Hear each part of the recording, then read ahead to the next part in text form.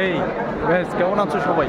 ঠিক আছে, তো একটা জিনিস ভালো লাগছে আমার কাছে, সেটা হচ্ছে এই বইমেলাতে যদিও আজকে কয়দিন, প্রায় 7 দিন হয়ে গেছে, কিন্তু 7 দিনে এসে এই 7 দিনের দিন এসে যেটা বুঝতে পারলাম, মানে পাঠক যারা আসতেছে বই কিনতে কিংবা বই দেখার জন্য, সো এখানে যে জিনিসটা সবচেয়ে বেশি আন্দাজ করতে পারলাম, বই কেনার থেকে ফটো সেশন করা, ছবি তোলা, ক্যাপশন দেওয়া, এই জিনিসটাই সবার মুখ্য হয়ে দাঁড়িয়েছে।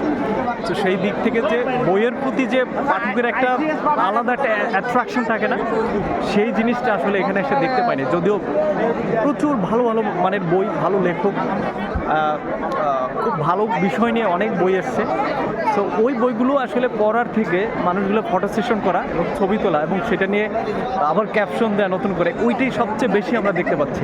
সো আমার মনে হয় আগের যে একটা জমজমার একটা আমেজ ছিল, যে বই পড়া, বই কিনে নেওয়া, আসলে ওইটার প্রতি মানুষের আর ওরকম একটা অ্যাট্রাকশন নেই।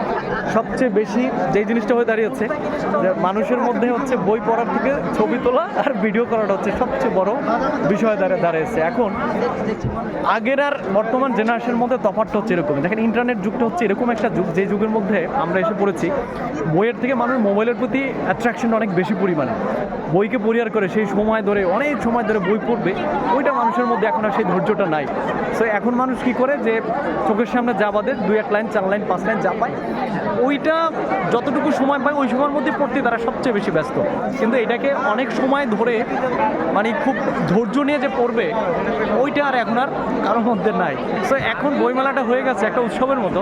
আসলে বইকে কেন্দ্র করে যে জিনিসগুলো হয় সেটা খুব কম মানুষই আছে, যারা হয়তো বা শখের বসে যে 2-4টা বই নিয়ে কিনে বাসায় গিয়ে অনেকে শোপিস বানিয়ে রাখেন, এরকমটাও হয়ে দাঁড়িয়ে আছে। সো ওই জায়গার দিক থেকে আমার মনে হয় না বইয়ের প্রতি মানুষের যে ভালো লাগা বা ভালোবাসা বা জ্ঞান আরোহণ করার জন্য বই কেনা, সেই জিনিসটা পাল্টে গেছে।